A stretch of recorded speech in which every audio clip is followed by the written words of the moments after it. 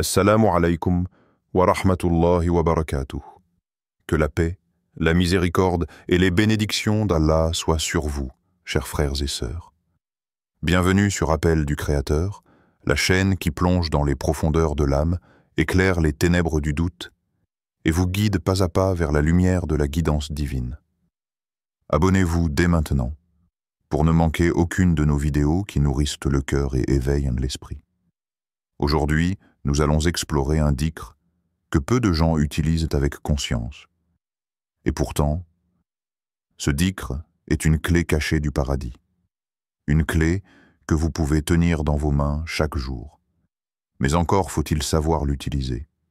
Ferme les yeux un instant et prononce doucement « Subhanallahi wa bihamdi » Subhanallahi wa bihamdi, gloire et louange à Allah. Écoute comme ces mots glissent sur ta langue. Ils sont simples, presque silencieux. Et pourtant, le prophète a dit « Quiconque dit 100 fois par jour « Subhanallahi wa bihamdi » ses péchés seront effacés, même s'ils étaient aussi abondants que l'écume de la mer. » Rapporté par Al-Bukhari. Ce n'est pas une métaphore, c'est une promesse du messager d'Allah, et derrière lui, une promesse d'Allah lui-même.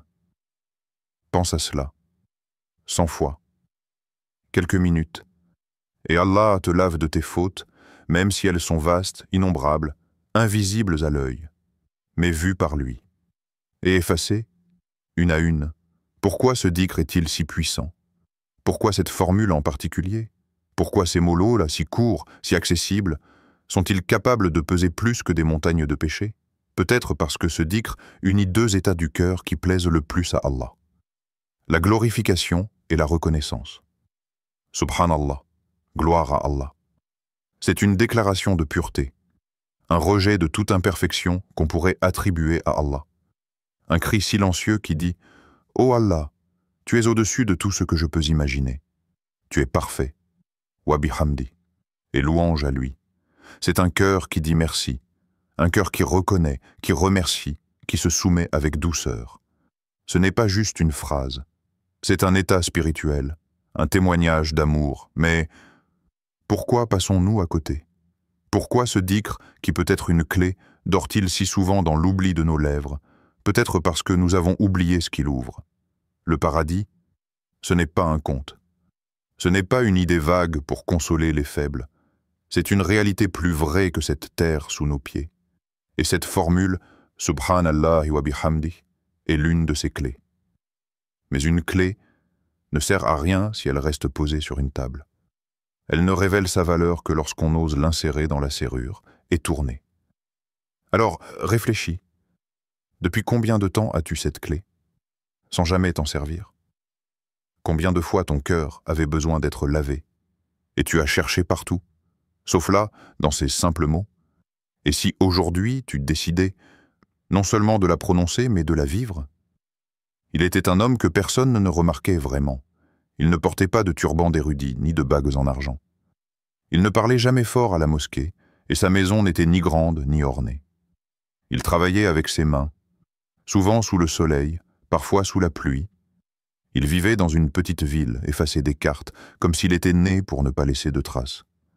Mais Allah, lui, l'a vu. Un jour, il quitta ce monde, en silence, comme il y avait vécu.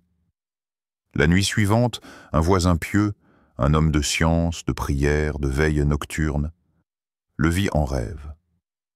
Le défunt se tenait dans un jardin éclatant, où les feuilles brillaient comme des versets, et où les rivières murmuraient des louanges d'Allah. « Toi, dit le voisin, comment as-tu mérité cela? Tu faisais peu d'actes visibles. Tu étais discret, effacé. » L'homme sourit et répondit avec une sérénité qui transperce le rêve. « Chaque matin, avant que ma bouche ne s'ouvre pour ce monde, je disais « Subhanallahi wa bihamdi ». Je le disais avec tout mon cœur, pas par habitude. Je m'arrêtais et je pensais à lui. Je le faisais avec amour, c'est tout. » Le rêve s'effaça. Mais la question qu'il laissa reste gravée. Et si c'était vrai, vrai? Et si une phrase, une seule récités avec présence et vérité, valaient plus que 1000 gestes faits sans cœur? Nous vivons dans un monde qui glorifie l'apparence. Mais Allah regarde le secret du cœur. Innahu alimun bidhati sudur. Il connaît bien le contenu des poitrines.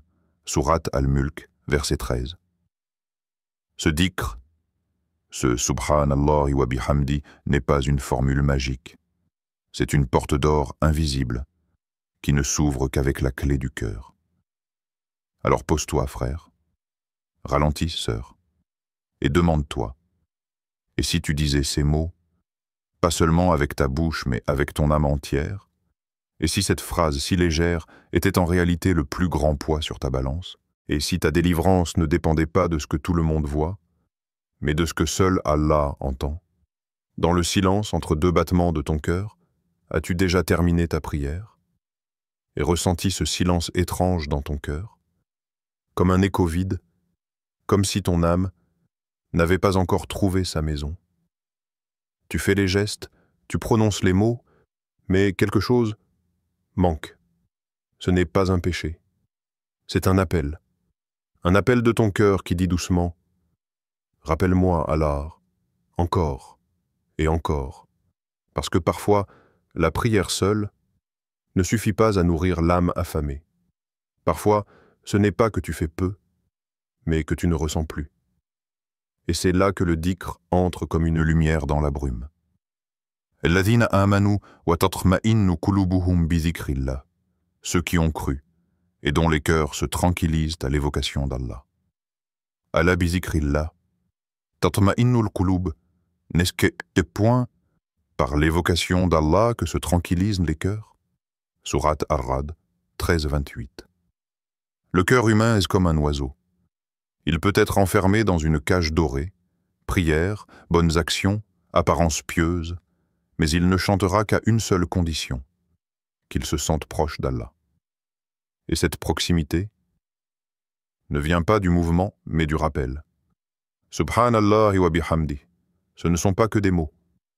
Ce sont des gouttes de lumière dans le désert de l'oubli, des perles de paix semées dans le tumulte de tes pensées. As-tu déjà essayé de dire cette formule quand tu te sens dispersé? Quand tu n'arrives pas à te concentrer? Quand tout le monde parle et que ton âme crie en silence? Dis-la et observe. Il ne se passera peut-être rien de spectaculaire.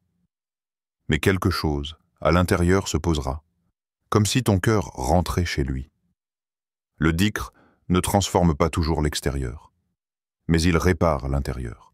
Il ne te fera pas forcément briller aux yeux des gens, mais il fera briller ton nom là où cela compte vraiment, auprès d'Allah. Et si tu en fais une habitude, si tu plantes ce dhikr dans ton quotidien, il deviendra un arbre invisible, dont les fruits tomberont un jour, quand tu en auras le plus besoin. Interroge-toi, juste un instant. Ferme les yeux et écoute ton cœur. À qui offres-tu les premiers mots de ta journée? À ton téléphone? À une notification qui vole ton attention? À une pensée triste? À une peur? À une colère d'hier? Ou peut-être à rien. Juste au vide. Réveille-toi. Ce moment est plus précieux que tu ne l'imagines. Le tout premier mot que tu prononces, le tout premier souffle que tu offres au monde, à qui le donnes-tu? Et si, demain, à ton réveil, avant même d'ouvrir les yeux complètement, avant de regarder ton écran, avant de t'inquiéter pour ce que tu dois faire ou affronter, tu disais simplement « Subhanallahi wa bihamdi » gloire et louange à Allah.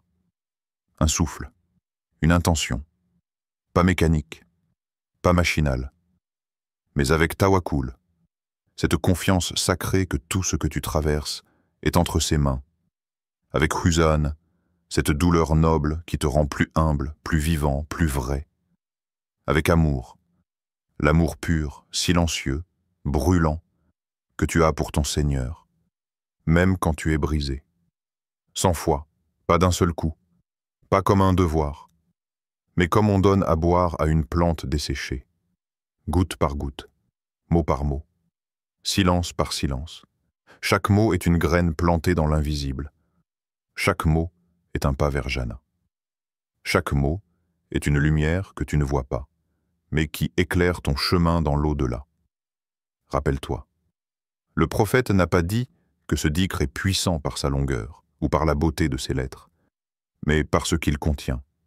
Une reconnaissance, une louange, une soumission. Et ce que tu donnes à Allah dans les premiers instants de ta journée, c'est ce qui façonne le reste de ta journée. C'est ce qui met ton cœur sous sa lumière, même si tout autour semble sombre. Alors demain, essaye. Donne tes premiers mots à celui qui ne t'oublie jamais. Écoute bien. Il existe une science spirituelle ancienne, transmise de cœur à cœur, pas écrite dans les livres, mais inscrite dans les silences. Une science qu'on n'apprend pas avec l'intellect, mais avec la présence. Les maîtres du dhikr intérieur, les soufis, disaient « Le dhikr ne change pas Allah, il change le cœur qui se souvient de lui. » C'est là le secret. Tu peux répéter 1000 mots, tu peux remplir l'air de sons, mais si ton cœur est absent, c'est comme parler dans le vide. Le dhikr véritable, c'est un miroir tourné vers l'intérieur. C'est une alchimie subtile qui transforme l'oubli en lumière. Quand tu dis « Subhanallah wa bihamdi », tu ne fais pas que prononcer une formule. Tu déclares 2 vérités immuables. Première vérité, Allah est au-delà de toute imperfection. Tu retires de lui toute association, toute limite, toute ombre humaine. Tu proclames « Ya Allah, tout est pur, parfait, tu n'es pas comme ce que j'imagine. » Et à cet instant, ton ego recule. Deuxième vérité, et tu mérites toute louange. Pas seulement pour ce que tu donnes, mais pour ce que tu es. Tu loues Allah, même dans l'épreuve, même quand tu ne comprends pas, parce qu'il est digne d'être loué en toutes circonstances. Ce simple dhikr, c'est une révolution intérieure. Il remet l'ordre divin dans ton chaos. Il redresse ce que la vie a courbé. Il rafraîchit ce que le monde a brûlé. Tu dis à ton âme, « Souviens-toi, tu as été créé pour autre chose que courir, accumuler, avoir peur. » Tu as été créé pour glorifier ton Créateur. Et ce rappel, il résonne, il t'aligne. Il fait taire les voix bruyantes qui t'éloignent du sens. Le dhikr n'est pas un ornement spirituel. C'est une discipline, un retour, un métier du cœur que l'on pratique jusqu'à ce que le cœur devienne lui-même un dhikr vivant. C'est pour cela que les anciens ne disaient pas beaucoup, mais ce qu'ils disaient les transformait. Imagine, à chaque fois que ta langue murmure « Subhanallah wa bihamdi », un ange s'approche. Il ne passe pas son chemin. Il s'arrête. Et il écrit. Il n'écrit pas à la hâte. Il inscrit ton dhikr dans un registre sacré. Chaque mot devient une trace lumineuse dans l'invisible. Un acte simple, peut-être oublié par toi, mais jamais par Allah. Le prophète nous a révélé, il y a 2 paroles légères sur la langue, lourdes sur la balance, aimées d'Allah. Subhanallah wa bihamdi, Subhanallah il-azim. Sahih Muslim, 2 phrases, si courtes, mais d'un poids que seule l'éternité peut mesurer. Et pourtant, combien de fois avons-nous gaspillé nos paroles? Dans les plaintes, les reproches, les futilités, les bavardages. Combien de fois notre langue s'est-elle précipitée vers ce qui divise, critique, abaisse, alors qu'elle aurait pu glorifier celui qui élève? Une parole peut éteindre une lumière dans un cœur, mais une autre peut allumer des étoiles dans l'au-delà. Chaque mot que tu prononces est une semence. Certains mots donnent des ronces, d'autres des palmiers au paradis. Et ce dhikr, Subhanallah wa bihamdi, c'est une graine qui ne meurt jamais. Elle grandit dans l'invisible, portée par les plumes des anges, nourrie par ton intention, ton amour, ta constance. Lorsque tu es seul, dans ta chambre, personne ne t'applaudit, personne ne t'entend, mais Allah t'écoute. Et les anges remplissent ton livre avec tendresse et admiration. Dans un monde où tant de choses se perdent, où tant d'actions s'effacent, ce dhikr reste. Il ne prend que quelques secondes, et pourtant, il reste inscrit dans le livre jusqu'au jour du jugement. Et ce jour-là, quand tant de nos œuvres se révéleront légères ou oubliées, ce simple mot glorifiant Allah sera lourd, lumineux, majestueux. Alors, pourquoi laisser ce joyau prendre la poussière dans nos cœurs? Pourquoi laisser notre langue s'assécher, alors qu'elle pourrait devenir une source de lumière éternelle? Imagine, le ciel s'ouvre, les anges se rassemblent, la balance est dressée, ce n'est plus un rêve. C'est le jour de la vérité. Tu vois tes œuvres posées là comme des pierres dans une main tremblante, certaines lourdes, d'autres si légères qu'elles s'effacent dans le vent. Et puis, un ange s'approche. Il tient un parchemin, petit, presque insignifiant à l'œil nu, mais il l'ajoute à la balance. Et soudain, tout bascule. La lumière envahit ton livre, et une porte s'ouvre. Une porte du paradis, gravée de ton dhikr, Subhanallah wa bihamdi. Est-ce exagéré? Non. Car ton Seigneur est celui qui multiplie sans limite. Un mot pour lui, et il t'ouvre un monde. Allah dit dans le Coran, Takum Fadhakir inna dhikra tanfa'ul mu'minin. Rappel, car le rappel profite aux croyants. Sourate At-Dariyat 51-55. Aujourd'hui, tu entends un rappel. Demain, peut-être, il sera ton salut. Et ce rappel est simple. Tu n'as pas besoin d'attendre la sainteté. Tu n'as pas besoin d'attendre la force parfaite ni les conditions idéales. Tu as besoin d'un cœur qui se souvient et de quelques mots qui glorifient celui qui ne t'a jamais oublié. Tu crois que tes journées sont banales, mais Allah regarde comment tu commences et termines chacune d'elles. Et si tu plaçais ce dhikr au seuil de ton matin et à la porte de ta nuit?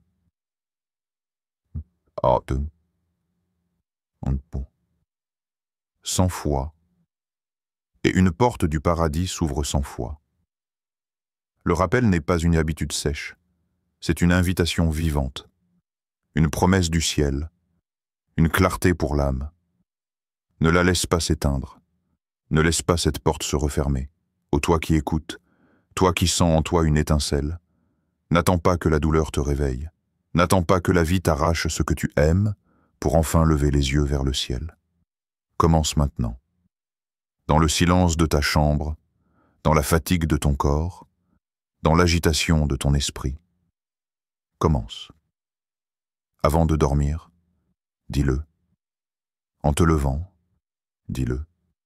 En marchant, en pleurant, en souriant, dis-le. Subhanallahi wa bihamdi. 100 fois, mais surtout, avec ton cœur, pas pour compter, mais pour ressentir. Dis-le comme un appel, dis-le comme un souffle, dis-le comme une prière cachée. Et puis, observe. Les pensées qui s'apaisent, les douleurs qui s'allègent, les portes invisibles qui s'ouvrent. Peut-être que rien ne changera à l'extérieur, mais toi tu seras transformé. Parce que tu auras rappelé à ton âme qui est son Seigneur. Et ça, c'est déjà une victoire. Tu n'ouvriras pas seulement une porte du paradis, tu ouvriras ton propre cœur. Et si cette vidéo a éveillé en toi quelque chose de pur, quelque chose de vrai, ne laisse pas cela s'éteindre. Abonne-toi à Appel du Créateur. Car ici, on ne parle pas à l'ego, on parle à l'âme, on parle à ceux qui, en toi, cherchent la lumière. Marchons ensemble, vers la paix, vers la vérité, vers Allah.